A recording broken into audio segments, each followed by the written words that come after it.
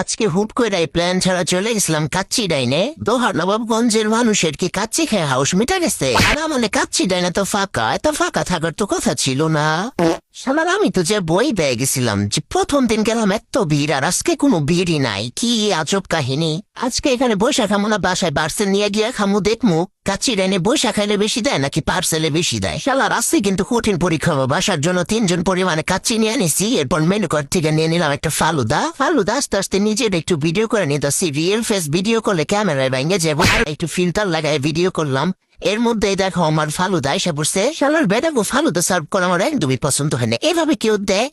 এভাবে কেউ দেয়? আর এরপর এক নানারে ডাক দিয়ে বললাম একটা প্লেটের উপরে সার্ভ করবেন, দেখার তো একটা সৌন্দর্য আছে নাকি না। নানাই বললেন তো প্লেটে দিছে দেখেন এখন কত সুন্দর লাগতেছে না। খালি খালি এইভাবে কেউ সার্ভ করে? মুরার ডিম কিচ্ছু বুঝে না। যাই হোক, কাচ্চি ডাইনের ফালুদাটা কিন্তু অনেক মজা। যারা যারা খাইছো তারা তারা তো জানোই।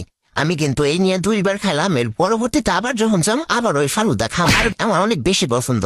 এই দেখো ফালুদার মনে হয় গরম লেগেছে, তাই উপরে একটা ছাতা নিয়ে বসে আছে।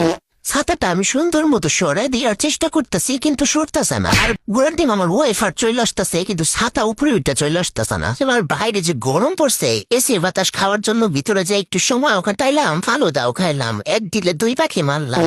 শালার ফালুদা আমার সব থেকে পছন্দের খাবার হইলেও আমি কখনোই পুরাটা শেষ করতে পারি না। দেখো এই পর্যন্ত রয়ে গেছে, আর কি করবো। ছাতাটা যে ফুলা রাখছিলাম, ওর যদি আবার রোদ লাগে তাই ছাতা দিয়ে আবার ঢাইকা দিলাম। আর এবার কলিজার মধ্যে পাথর চাপা দিয়ে বিলটা দিলাম। এরপর কাচ্চিটা নিয়ে বাসায় চলে আসছি। দেখি বাসায় এসে রিভিউ দেই তুমগো। দেখো বাসায় এসে তুমগো চোখের সামনে, একেবারে চোখের সামনে আমি কিন্তু কাচ্চির প্যাকেটটা ফুলতাছি। আমার লগে লগে তোমরাও দেখো কাচ্চির এনে বৈশা ফেলে বেশি পরিমাণে দেয় নাকি পার্সেল নিয়ে আসলে বেশি পরিমাণ দেয়। আমি কিন্তু 3 জন পরিমাণে কাচ্চি আনছিলাম, তাই আমার 3টা প্যাকেট দিছে। একটা প্যাকেটে 1 জন পরিমাণের কাচ্চি আছে, তাই আমি তুমগো সামনে একটা প্যাকেটই খুইলা দেখাইতাছি। প্লেটটা বাম হাতে ধরছিলাম, শয়তানের ঢুকাই পড়ে, তাই আবার ডাইন হাতে নিয়ে কাচ্চিটা ঢাইলা নিতেছে। আর বিসমিল্লাহ আল্লাহু আকবার বলে দিলাম ঢাইলে।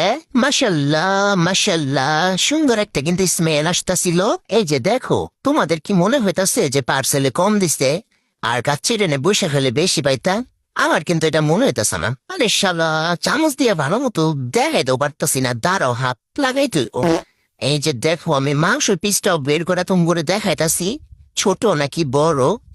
শোনা দেখো, রাইসের লগে লগে আমার বিত্তমান একটা দারচিনি দিয়ে দিছে। দারচিনি দিয়ে কি করুম? রাইট খেতে মো সামনে কি গরুর মাংস রান্ধম নাকি? দেখো, বড় 1 পিস মাংস ছিল, আর বড় 1 পিস আলু, আর ছোট 1 পিস মাংস ছিল।